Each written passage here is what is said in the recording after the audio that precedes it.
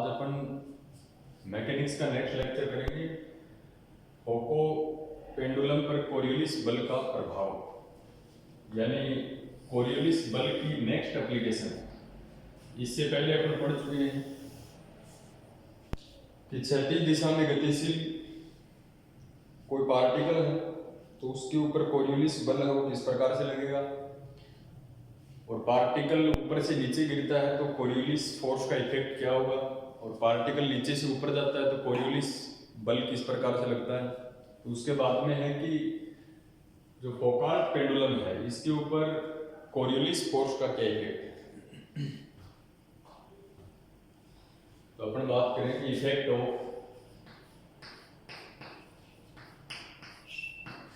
Coriolis force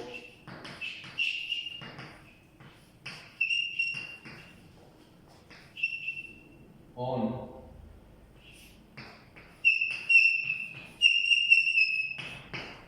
फोकाल्ट pendulum.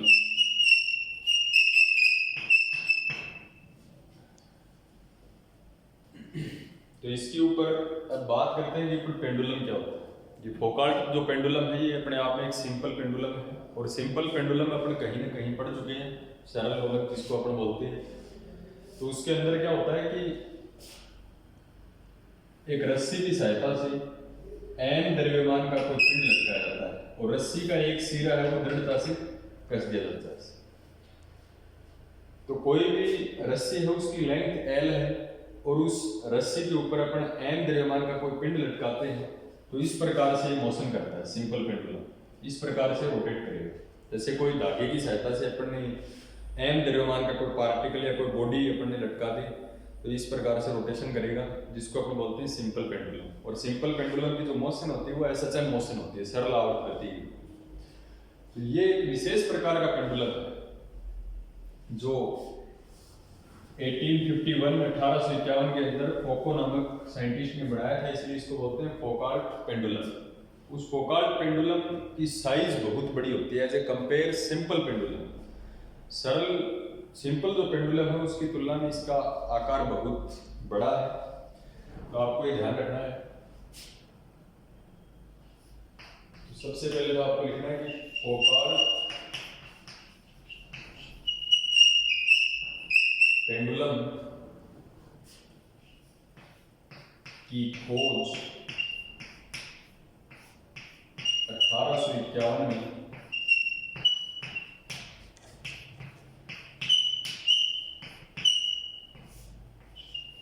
फोको नामक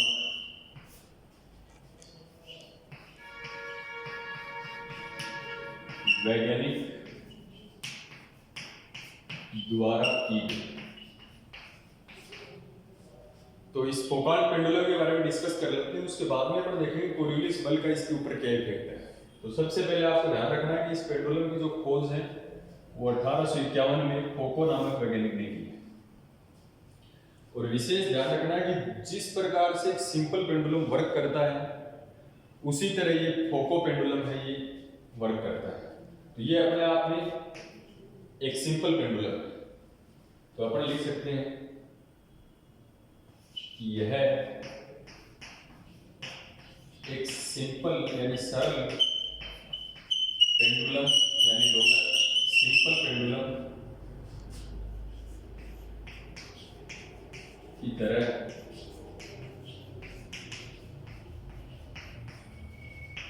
कार्य करता है। तो इसका जो वर्क है वो एक सिंपल पेंडुलम की तरह ही होगा। जिस प्रकार से सिंपल पेंडुलम मोशन करता है वैसे ही मोशन करेगा। सिंपल पेंडुलम के अंदर एक धागा होता है, उस धागे की सहायता से एन द्रव्यमान को लटकाया जाता है, तो उसी प्रकार से ये। इसमें विशेष बात आपको ध्यान रखनी है कि इसमें धागे की जो लंबाई है वो लेंथ आपको बहुत ज़्यादा लेनी है। लगभग अपने फिजिक्स में मानते हैं अपन उसको कि 70 मीटर लेंथ का धागा लेना है। जो रस्सी अपन लेते हैं पेंडुलम को लटकाने के लिए, रस्सी का एक सिरा अपन ऊपर बांध देते हैं, उसके नीचे कोई बॉडी लटकाते हैं अपन, तो पेंडुलम बढ़ जाता है। तो यहाँ पर जो धागे की लंबाई होगी वो 70 मीटर होगी, तो काफी बड़ा आकार होगा अपने। और दूसरा इसमें जो बॉडी लटकाई जाती है उसका वजन है वो 28 किलोग्राम होगा। 28 फिक्स तो नहीं है वो, लेकिन आपको ध्यान रखना है 25 से अबो और 38 से कम, 25 किलोग्राम से ज़्यादा हो और 38 यानी 38 किलोग्राम से कम हो। तो आपको ध्यान रखना है इस पेंडुलम में,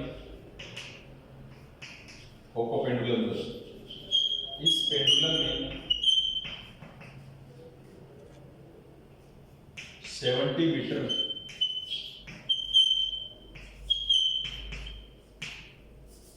लंबे धागे की सहायता से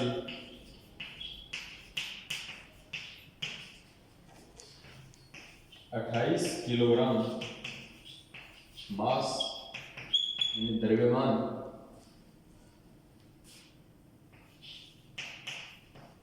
का एक पिंड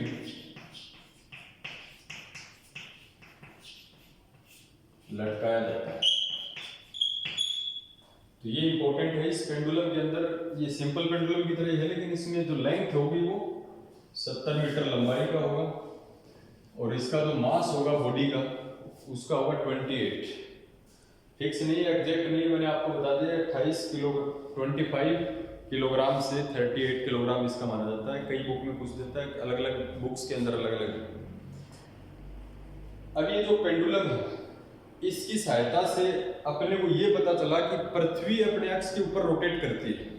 दुनिया का एकमात्र पेंडुलम है जो ये प्रूफ करता है, और ये प्रूफ किया भी कि पृथ्वी अपने एक्स के ऊपर रोटेट करती है, वेस्ट से ईस्ट यानी पश्चिम से पूर्व की ओर। तो इस पेंडुलम की सहायता से काम क्या करते हैं अपन, मैंने आपको बताया कि देखो फोको पेंडुलम की खोज किसने की है, 1851 में फोको नामक साइंटिस्ट ने, और सिंपल पेंडुलम की तरह काम करता है, लेकिन इसमें डिफरेंट क्या है, धागे की लंबाई 70 मीटर और वजन जो होता है बॉडी का वो 28 किलोग्राम है। और काम क्या आता है, इसकी सहायता से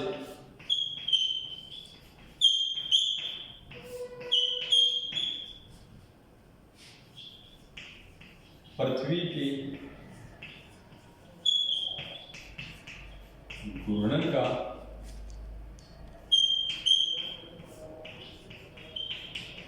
पता लगाया जाता है। तो आप ये बोल सकते हो कि पृथ्वी अपने एक्स के ऊपर घूर्णन करती है, ये अपने को पता चला फोको पेंडुलम की सहायता से। अब फोको पेंडुलम में दो प्रकार के रोटेशन होते हैं, एक तो ऐसा चल करता है वो इस प्रकार से, जैसे अपन बात करें तो यहां से आपको ये पेंडुलम बनाना है, तो इस प्रकार से 70 मीटर लेंथ का ये धागा है अपने पास और इसके ऊपर 28 किलोग्राम का कोई अपने बॉडी लटका है।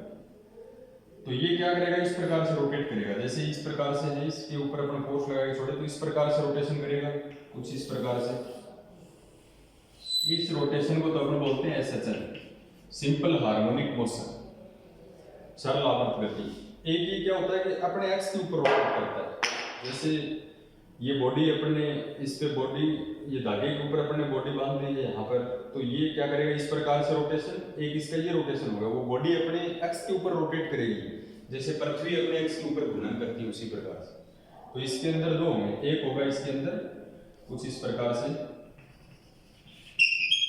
रोटेशन मोशन, घूर्णन गति।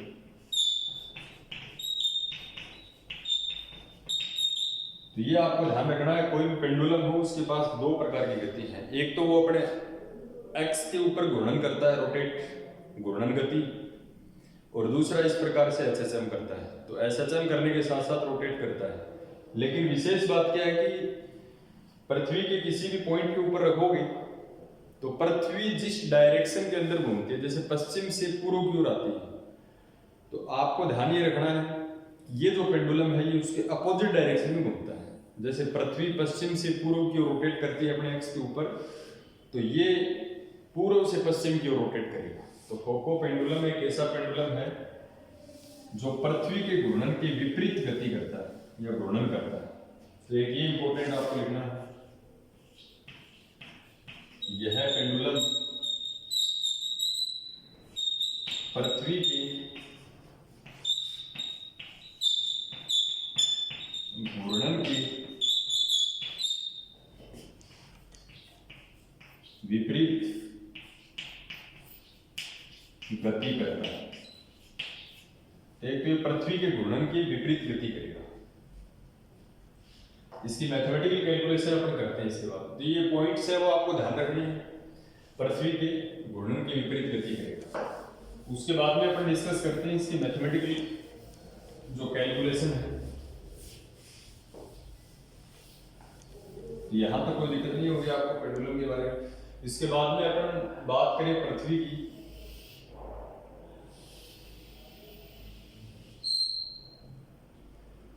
तो ये पृथ्वी के पोल्स होते हैं। ये पृथ्वी के ध्रुव है, ये नॉर्थ है, ये साउथ है,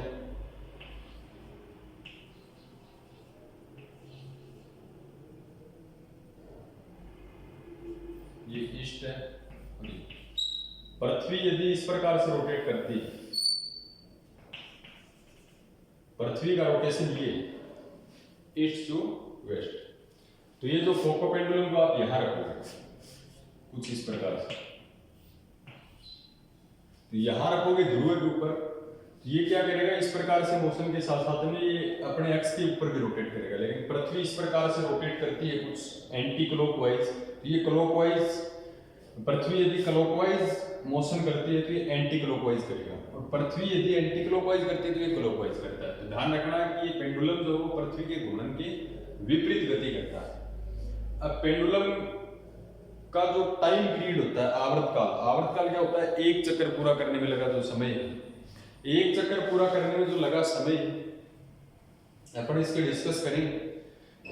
तो पृथ्वी अपना एक चक्कर पूरा करती है 24 घंटे के अंदर, 24 आवर्स टाइम लेती है। पेंडुलम जो है वो अपने एक्स के ऊपर रोटेट करता है, तो उसका आवर्तकाल कितना होगा, टाइम पीरियड की अपन बात करें तो अपन बात करते हैं कि t equals to time period आवर्तकाल 2 पाई अपॉन ओमेगा। ओमेगा क्या है, पृथ्वी का कोणीय वेग है। ओमेगा है पृथ्वी का कोणीय वेग। पृथ्वी का रोटेशन कुछ इस प्रकार से होता है, ध्यान रखना, पूर्व से पश्चिम की ओर। पूर्व से क्या होता है, पश्चिम की ओर।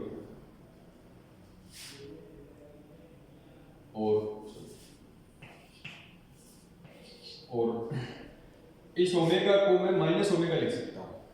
क्यों लिख सकता हूं कि ये जो टाइम पीरियड है, आवर्तकाल है, ये है पेंडुलम का, और पेंडुलम का कोणीय वेग है वो पृथ्वी के कोणीय वेग के अपोजिट है। पृथ्वी यदि एंटी क्लॉकवाइज है तो ये क्लॉकवाइज रोटेट करता है। मैंने आपको बताया कि फोको पेंडुलम जो है ये पृथ्वी के घूर्णन की विपरीत गति करता है। तो इसका टाइम पीरियड निकालने का फॉर्मूला होगा t equals to 2 pi upon minus omega. Time कभी भी नेगेटिव नहीं हो सकता, लेकिन यहाँ पर नेगेटिव सिंबल ये शो करता है कि इसकी जो डायरेक्शन है वो पृथ्वी के जो एंगुलर वेलोसिटी कोणीय वेग है उसकी डायरेक्शन के अपोजिट डायरेक्शन है। तो यहाँ पर अपन ये जानते हैं ओमेगा इक्वल्स टू पृथ्वी का जो कोणीय वेग होता है, ये जैसे यहाँ हो ये पेंडुलम लैम्डा अक्षांश के बिंदु के ऊपर, मैंने आपको बताया ये पॉइंट होता है लैम्डा एंगल, ये पॉइंट है P। तो यहाँ पेंडुलम को अपन रखेंगे तो इसका बिहेव कुछ इस प्रकार का होगा, लैम्डा अक्षांश कोण के ऊपर रखेंगे। तो omega equals to omega cos lambda J cap dash और प्लस ओमेगा साइन लैम्डा के कैप डैश। ये अपन ने कोरियोलिस फोर्स के अंदर डिस्कस किया था। तो ओमेगा की वैल्यू रख सकते हैं अपन। एक अपने को ध्यान रखना है कि इसमें नॉर्थ ये पोल के ऊपर बात करें तो पोल के ऊपर ये कंपोनेंट 0 होगा हॉरिजॉन्टल वाला, और इस भूमध्य रेखा के ऊपर ईस्ट वेस्ट जो रेखा के ऊपर अपन इस पेंडुलम को रखें तो इसके अंदर ये 0 होगा। तो इस पॉइंट की अपन बात करें तो इस पॉइंट की बात करें तो ये कंपोनेंट क्या होगा, 0 होगा। तो ओमेगा की वैल्यू ऐसे जाएगी ओमेगा साइन लैम्डा, और के कैप डैश है वो डायरेक्शन को शो करता है। तो time period t equals to 2 pi upon omega, omega की वैल्यू अपन रखेंगे ओमेगा साइन लैम्डा, और अपन कंडीशन लगाते हैं कि लेमडा इक्वल्स टू 90 डिग्री, क्योंकि ध्रुवों के ऊपर एंगल जो होता है वो 90 डिग्री का होता है। तो t इक्वल्स टू कितना आएगा 2 पाई अपॉन ओमेगा, और साइन 90 की जो वैल्यू है वो 1 होती है।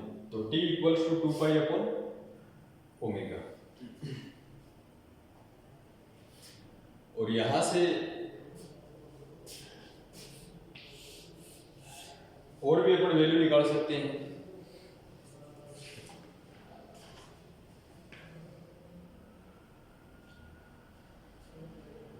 जैसे पृथ्वी के लिए बात करें, और अर्थ के लिए कोणीय वेग की बात करें तो ओमेगा बराबर होता है 2 पाई अपॉन टी, और टी पृथ्वी का आवर्तकाल कितना होता है 24 घंटे में एक चक्कर पूरा करते हैं। तो 2 पाई अपॉन 24, कुछ अपन इस प्रकार से भी लिख सकते हैं। तो इसका टी निकालें तो टी इक्वल्स टू 2 पाई, और ओमेगा की वैल्यू 2 पाई अपॉन 24 ऊपर चला जाएगा, 2 पाई से 2 pi cancel, T equals to आ गया 24 हॉर्स। तो इस पेंडुलम का जो टाइम पीरियड है ये 24 हॉर्स।